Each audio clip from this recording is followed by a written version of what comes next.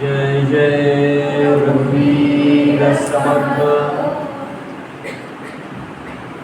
आपण आज तिसरा दिवस मनोबोध, मनाचे श्लोक, दासबोध म्हणजे सगळे आपण बोधच घ्यावा. तर आपण बोध घेतोय तर तो कुठला घेतोय तो आपल्याला माहिती आहे का? बोध म्हणजे काय माहिती आहे का? काय कुणाला? जसं दासबोध आहे, मनाच्या श्लोकालाच मनोबोध म्हणले. काल स्वादादांनी सांगितलं की सापळचा उत्सव मनाचे श्लोक ते कुठं लिहिले तेही सांगितलं. दासबोध कुठं लिहिला तोही सांगितलं. सापळच्या उत्सवाला शिदा आले नाही महाराजांकडनं, रामाच्याकडनं ते विसरले.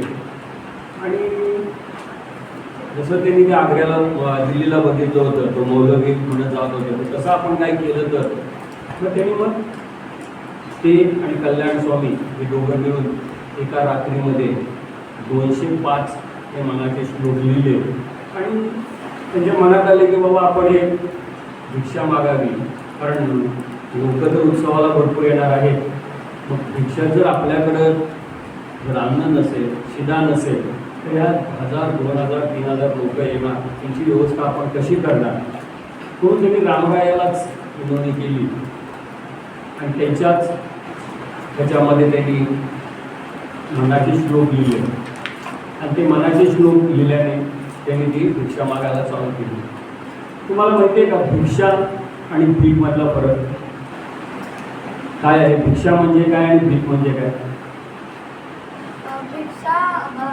भिक्षा म्हणजे जे ब्राह्मण लोक असतात ते भिक्षा मागतात आणि जे गरजू लोक असतात ते भीक.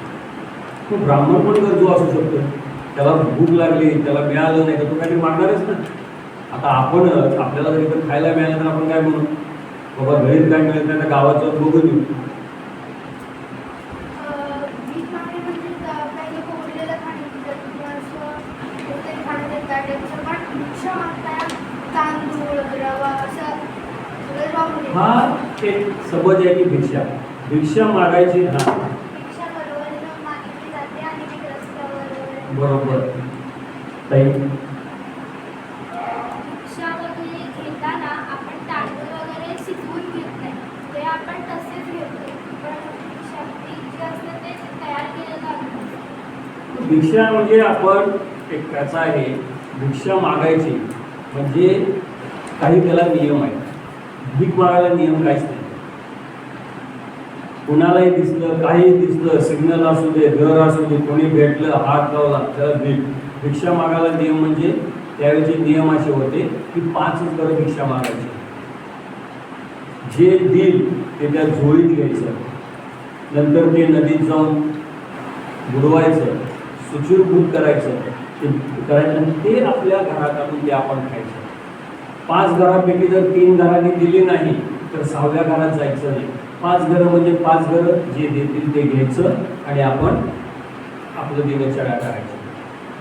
जसं काल आपण बघितलं गणाधीश सदोष सर्व गुणाचा, म्हणजे कुठलंही कार्य करताना पहिल्यांदा गणपतीला आपण त्याची आराधना करतो. तसंच पुढचा श्लोक आहे तिसरा श्लोक आहे, प्रभाते मनी राम चिंतित जावा, पुढे वैखरी राम आदी वदावा, सदाचार हा थोर सांडू न येतो, जनी तोच तो मानवी धन्य येतो. त्याच्यामध्ये काय समजलं? प्रभाते मनी राम चिंतित जावा म्हणजे त्या ओळीमध्ये आहे की सकाळी जेव्हा आपण उठतो, आपण उठल्यानंतर सकाळी म्हणतो कराग्रे वसते, म्हणजे आपण आपल्या चेहरा आपण पाहतो. तर आपण म्हणतो आज माझं काम चांगलं झालं नाही, की कुणाचा आज कोण बघितलं, माझा आज दिवस चांगला गेला नाही. मग भगवंतांनीच सांगितलं की आपण आपला चेहरा पाहतो. मग तो आपला चेहरा मग आपल्याला आरसा ठेवायला पाहिजे. आरसा नाही मग आपला हात. मग त्याच्यामध्ये पण सांगितलंय की बोटाच्या टोकावर कोण आहे, मधी कोण आहे, खाली कोण आहे, हे सगळ्यांचे मी हात एकमेकाला बघतो आणि माझा मी चेहरा बघतो. मी तिथेही सांगितलं की प्रभाते मनी रामाचं आठवण करताना राम करायचं, मग आपला चेहरा आपण बघा. हे बघितल्यानंतर पुढं काही गोष्टी अशा आहेत की रामच का चिंतित जावा. त्यांना म्हणता आलं असं ना, प्रभाते मनी रावण चिंतित जावा, म्हणजे राम का म्हणतो? राम कसे होते? आदर्श राम होते. त्यांची सगळी गुणं, जसं आपण आता गीतेमध्ये बघतोय की त्यांना सगळे गुण होते. आदर्श पिता होते, आदर्श पती होते, आदर्श राजा होते,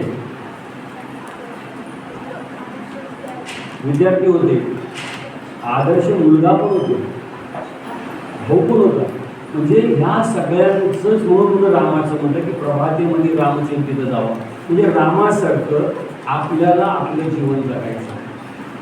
म्हणजे रामाने काय केलं की वनवास वगैरे ही गोष्ट वेगळीच आहे, परंतु रामाने जेव्हा आपण एखादं चिंतन करतो त्यावेळेस आपल्याला समजतं की नेमकं आपल्याला काय करायचं. सकाळी उठल्यानंतर जर आपण रामाचं नाव घेतलं तर आपला दिवस खूप चांगला जातो. सकाळी उठल्यानंतर आपण जर काही लोकांना म्हटलं, काही बघितलं आपण आणि ते आपल्याला समजलं नाही तर आपला दिवस वाईट जाईल. तर रामाचं चिंतन करताना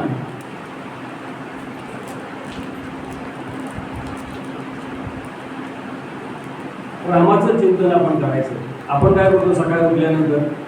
आता सकाळी किती वाजता उठतो हा पुढचा प्रश्न आहे. उठल्या उठल्या आपण मोबाईल बघणे, पेपर वाचणे, जर सवय असेल तर आपल्या अभ्यासाची पुस्तकं न वाचणे. मग त्या मोबाईलमध्ये, त्या पेपरमध्ये ते पूर्णपणे चांगल्या बातम्या असतात का? जसं काल दादाने सांगितलं की पहिले ते 10व्यापर्यंत हे आग्रले, तर सगळ्या निगेटिव्ह नकारात्मक बातम्या असतात. आत्ता जर बघितलं तुम्ही, जेव्हा युद्धाचं चालू होतं तर ह्याने तिकडं मारा केला, त्याने तिकडं मारा केला. मग आपण विचार काय करतो? 14 जण बसलो तर त्या अमेरिकेच्या ट्रम्पने त्याच्यावर हल्ला केला आणि त्याच्यावरती आपण चर्चा करतो. त्याच्याशी आपल्याला काहीच संबंध नाही, तर त्याच्यावर आपण चर्चा करतो. त्याचा आपल्याला उपयोग आहे का? नाही. आपल्याला उपयोग काय आहे? रामाचं चिंतन करायचं, चांगलं वागायचं, चांगलं बोलायचं, चांगल्या गोष्टी आपण सगळ्या आत्मसात करायच्या आहेत.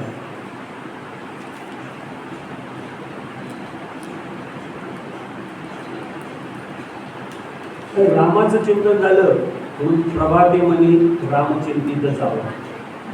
पुढे वैखरी राम आदी वदावा. म्हणजे जेव्हा आपण पुढे जायला चालू करतो तेव्हा राम आदी वदावा म्हटलेलं आहे. म्हणजे रामाचं आपल्याला गुण हे प्रत्येक ठिकाणी आपल्या मनामध्ये यायला पाहिजे. जसं आपण रामरक्षेमध्ये बघितलेलं आहे की सगळ्या शरीराचं रक्षण आपलं रामच करणार आहे, आपण काहीच करत नाहीये. वाणी चांगली पाहिजे म्हणजे काय? एक गोष्ट अशी आहे की गाढव व्यक्ती, एक गाढवावरती बांगड्या, जो आपण कासार म्हणतो बांगड्या, आता तर बांगड्या आपल्या लोक घरात येऊन भरतात, त्या पद्धतीने त्यावेळेस बांगड्या सुद्धा घरात येऊन भरायच्या. आणि तो गाढवाला गाढव म्हणत नाही, कारण त्या गाढवाच्या पाठीवरती त्या सगळ्या बांगड्या लागायच्या. तो गाढवावरनं प्रत्येक घरी जायचा आणि त्या गाढवाला तो गाढव म्हणायचा नाही, गाढवी म्हणजे तिला राणी म्हणायचं. राणीच राणी गुण, राणी आपल्याला इकडे जायचं आहे, आपल्याला त्या घरात बोलवलं आहे, आपल्याला तिकडे जायचं आहे. 4 लोक म्हणणार ही गाढवी, त्याला हा राणी का म्हणतो? मग त्यांनी एकाने त्याला प्रश्न विचारला, दादा इतर गाढवी नाही तर तुम्ही राणी का म्हणतात? म्हणजे मी जेव्हा बांगड्या भरायला जातो त्यावेळेस सगळ्या महिला असतात, सगळ्या मुली असतात आणि त्या मुलींना जर मी ह्या गाढवाला जर गाढवीला जर गाढवी म्हटलं तर त्या बायकांना म्हणत हे गाढवे हात पुढे कर, मला बागडी करायची. तुला चांगलं वाटेल का? नाही. राणी म्हटलं तर तिला बरं वाटेल. लहान मुलगी जरी तिला राणी म्हटलं तर तिला बरं वाटेल, बाबा दादाने मला राणी म्हटलं. जसं आज आपण सगळे इकडे ताई दादा म्हणतो तसं तिला राणी म्हटलं तर तिला बरं वाटेल म्हणून मी तिला राणी म्हणतो. दुसरं एक उदाहरण असंच आहे. एक पोपटवाला जंगलात जायचा, तर माकडं आहे, तर तो पोपट खरेदी करून त्याचा व्यवसाय होता की पोपट त्यांनी विकायचा. प्रत्येक जंगलात जायचे, पोपट पकडायचे, गावात जाऊन विकायचे. एकदा त्याने काय केलं, 1 वर्षी पोपट विकले. पहिल्यांदा एक ब्राह्मणांचं घर मिळालं, त्या ब्राह्मणांच्या घरात त्यांनी पोपट दिले. असं करत करत करत करत सगळे पोपट त्यांनी विकला आणि परत आपल्या दिनचर्या झाली म्हणून रात्री घरी गेला. परत जंगलामध्ये पोपट पकडायला गेला. काही दिवसांनी त्याच गावात तो आला. तर ज्या घरात पोपट दिला होता त्या पहिल्या घरातला पोपट म्हटला, या राजे बसा, पाणी पाहिजे का? तिथं माठ आहे, पाणी प्या. तिथं गूळ ठेवला आहे, गूळ खावा. माझे मालक स्वामी येतीलच, तोपर्यंत तुम्ही वाट बघा, बसा. तर पोपटवाल्याला वाटलं मी तर काहीच केलं नाही आहे, आणि पोपट घेतले विकले, हा पोपट एवढा चांगला कसा काय बोलायला लागला. मग त्याला आनंद वाटला, मी विकलेला पोपट हा चांगला आहे, चांगला बोलतोय, माझं आदरातिथ्य केलं, मालकी सोडून मला त्यांनी बसायला सांगितलं, तिथं बसले, मालक आले, जी काय पुढची चर्चा झाली, असे परत निघत पुढं गेले. पुढे एक घर भेटलं, त्याच घरात त्यांनी पोपट दिला होता. म्हटलं पहिला पोपट एवढा चांगला बोलतोय, आज गावात हा पोपटाकडे आपण जाऊया, ह्या मालकाच्या घरी जाऊया, काय करतोय बघूया. तसा त्या पोपटाने ह्या माणसाला बघितला, त्यांनी शिव्याची लापोली चालू, जे नको ते तो बोलायला, ज्या शिव्या आपण तो बोलणार नाही त्या सगळ्या शिव्या तो बोलायला लागला. पहिला पोपट गोवी म्हणतोय आणि हा शिव्या द्यायला लागला. म्हणजे लक्षात आलं नाही, तो पोपट चांगलं बोलतो, हा शिव्या घालतो. तर त्याच्या लक्षात नंतर आलं, पुढे गेल्यानंतर तोपर्यंत मालक घरातनं बाहेर आला, तोही शिव्या द्यायला लागला. हा सोडून गेला होता तरी तो शिव्या घालायला लागला. तर त्याच्या लक्षात आलं की पहिल्या घरातला जो माणूस होता तो संस्कारी होता. त्यांनी काय केलं होतं, तो जसं ह्या गाढविणीला राणी म्हणत होता, तसं तो येणाऱ्या प्रत्येक माणसांचं तो आदरातिथ्य करत होता, या बसा. त्यामुळे तो गाढव ते पोपट चांगलं बोलायला लागला, आणि हा माणूस शिव्या घालतोय म्हणून हा पोपट पण तसाच बोलायला लागला. तर आपल्याला कुठला पोपट व्हायचा आहे ते तुम्ही ठरवा. म्हणून पुढे वैखरी राम आदी वदावा, म्हणजे आपण जे बोलतोय ते चांगलंच बोलावं, आणि मला हे बुद्धी कोण देणार आहे, ते देणार, ते सर्वांच्या पाठीशी आहेत, ते आपल्याला बुद्धी देणार आहे. सदाचार हा थोर सांडून येतो. सदाचार, सदा आणि आचार हा दोन शब्द. हिंदीमधला आचार नाही, मराठीमधला आचार. सदा म्हणजे चांगलं, आचार म्हणजे आपला आचार, म्हणजे आपण कसं वागतो दिवसभर, रात्री, उठल्यानंतर ते झोपेतोपर्यंत मी माझ्या आईवडिलांशी, माझ्या आजी आजोबांशी, माझ्या शिक्षकगणांशी, माझ्या मित्रांशी, माझ्या शाळेत खेळताना मी कसा वागतो, मला वागायचं कुणासारखं, प्रभूंसारखं. सदाचार हा थोडं सांडून देतो, म्हणजे त्यांचे आचार आपल्याला सांगून द्यायचे नाही आहेत, म्हणजे ते आचार आपल्याला आचरण करायचे. काही गोष्टी अशा होते की आचार म्हणजे फक्त, आचरण म्हणजे फक्त चांगलं काम, म्हणजे कपडे चांगले घालणे, चांगले वह्या पुस्तकं ठेवणे नाही. जेव्हा आपण कुठेही बाहेरनं घरी येतो, आपल्या घरी असू दे किंवा दुसऱ्याच्या घरी असू दे, वाटेत चप्पल असतील वेडेवाकडे पडले, ते चप्पल आपण सरळ ठेवते. पुढं आलो तर असं त्यांचं काहीतरी घरामध्ये, आपल्याच घरामध्ये पेन्सिल इकडे पडलेली आहे, सोफ्यावरती कपडे पडलेले आहेत, हे सगळं जर आपण व्यवस्थित ठेवलं तर ते आचरण आपल्याला आपल्या वागणुकीतनं समोर करतं. आता जर तुम्ही शाळेत आहात आणि 5-6 वर्षांनी तुम्ही इंटरव्ह्यू द्यायला जा नोकरीच्या संदर्भात, 10 वर्षांनी, तर इंटरव्ह्यू देणे म्हणजे त्या कंपनीमध्ये जे काही सांगेल किंवा त्या कंपनीचं काय प्रोफाईल असेल त्या पद्धतीनं आपल्याला काही सांगायचं नाही. तो जो घेणारा इंटरव्ह्यूचा व्यक्ती आहे हा तुमचा फाईल कधीच बघत नाही, तो CV कधीच बघत नाही, बायोडाटा अजिबात बघत नाही. तर आता ते सगळे कॅमेरे आले, तो कॅमेऱ्यामध्ये बसतो आणि बाहेरवरती व्यक्ती येते कशी, आता तुम्ही रील पण बघितलं असेल की बाहेरनं व्यक्ती येते कशी, मालकच परीक्षा घेतात, काहीतरी एक वस्तू टाकून देतात, तो तिथंच पडतो, त्याला लाभ मारतो, उचलून बाजूला येतो. मालक तसेच त्यांची इंटरव्ह्यू घेतात. तर चारपैकी त्याला लक्षात येते की बाबा हा जो शेवटचा मुलगा किंवा मुलगी आले ती भले तिचे कपडे घालण्याचा अर्थ खरे करण्यातले, पण तिचं आचरण चाललं, आखी व्यवस्थित आली, चप्पल व्यवस्थित ठेवले, जी काही वस्तू आजूबाजूला पडली होती ती केली. वयस्कर व्यक्ती, इंटरव्ह्यू घेणाऱ्या लोकसुद्धा आपण स्वतःचाच माणूस एक ॲक्टिंगला ठेवतो, आंधळा आहे किंवा तो पडतो तर त्याला ती मदत करते का नाही, हे सगळा विचार ते इंटरव्ह्यू घेणारा कॅमेऱ्यात बसून घेतो. तसं जर आपलं आचरण चांगलं असेल, आपल्याला थोडीशी बुद्धी कमी असेल, आपला CV थोडासा खराब असेल, तरी तो समोरचा व्यक्ती म्हणतो हा व्यक्ती ह्याच्यात जरी कमी असेल परंतु माझ्या कंपनीचं नाव तो चांगलं आहे. आणि हे जेव्हा त्याच्या आपल्या लक्षात असेल, आपल्याला काय पाहिजे, आपलं आचरण हे कायम चांगलं असेल. काही गोष्टी आपण असं करतो. आता आपण रात्री इथं झोपतो, इथं म्हणजे मुलींचं सर्वात चांगलं आहे, एकदा त्यांनी गादी घातली, ती बेडशीट घातली की त्याच्यावर पाय अजिबात ठेवत नाही. त्याच्या बरोबर विरुद्ध खाली ती गादी असते, ती बेडशीट असते, त्याच्यावरनं पोरं नाचतात, त्या बेडशीटवर तसंच झोपतात. काल आपण इथं संध्याकाळी एक सतरंजी काढली, घाण होती, आणि सगळा हॉल आपण साफ. जर आपणच आपले जर गादी, आपली जागा, आपली ठिकाण जर स्वच्छ नसेल तर आपल्याला चांगलं वाटणारच नाही. आपण आंघोळ का करतो? पाणी आहे भरपूर, ह्या डोक्यावर होती, साबण वापरायचं काही गरज नाही. आपल्याला स्वच्छ मनाने, शरीराच्या बाहेर मनाने आपण स्वच्छ झालो तर आपण आत्म स्वच्छ आहे का? आपल्याला प्रश्न विचार. मी बसताना बाजूच्याकडे काय त्याला अडचण आली, त्याला मदत करतो का? मी कसा वागतो? परत एकदा पहावे आपण असे आपण, हे समर्थांनी सांगितलं.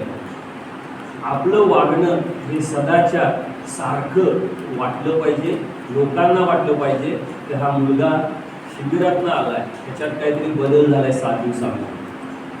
मग ते पालक म्हटले असतील, स्वादानी गोष्ट सांगितली की पालकच म्हणजे तुझी थेरं तिथंच गळीत ठेव. मग आपण पालकांचं शिबिर घेतलं, हा पुढचा प्रश्न आहे. तर त्या 2 दिवसामध्ये त्या पालकाला समजलं, त्या पालकांना वडिलांना समजलं की 7 दिवसात मुलगा आई वडिलांना नमस्कार करायला तयार झाला. आजी आजोबांना तो नमस्कार करतो.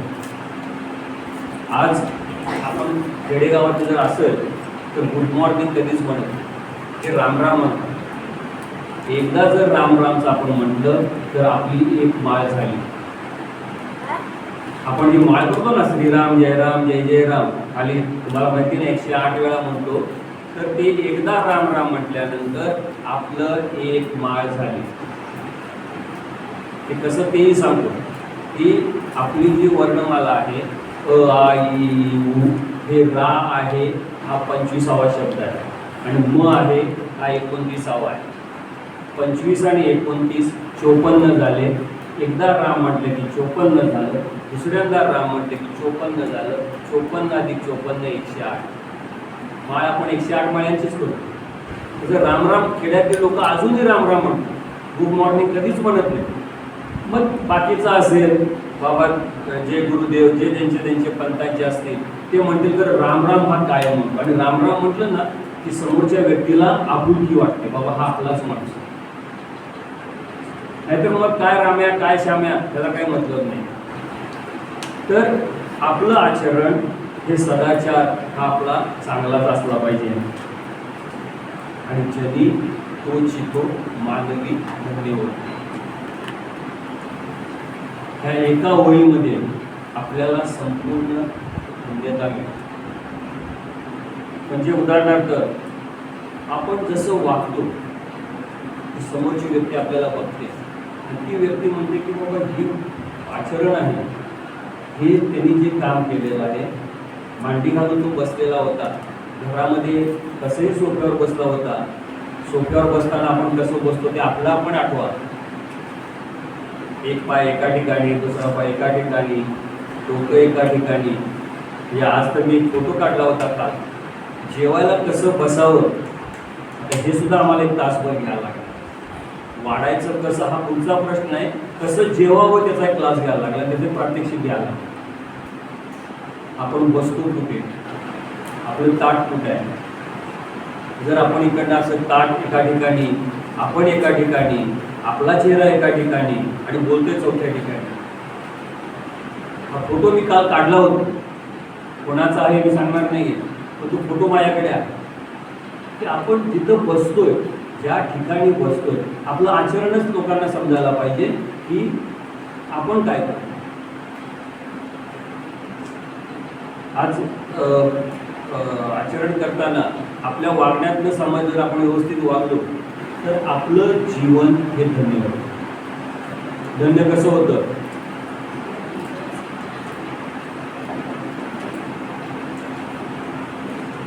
की एखादी गोष्ट आपण करायला लागलो. काल आपण आलोच परवा दिवशी, चप्पल एका वळीत आपण काढले, पालकांनी एका वळीत काढले, आणि ह्याच शिबिरात ह्याच महिन्यामध्ये म्हणजे मे महिन्यामध्ये पहिलं शिबिर झालं.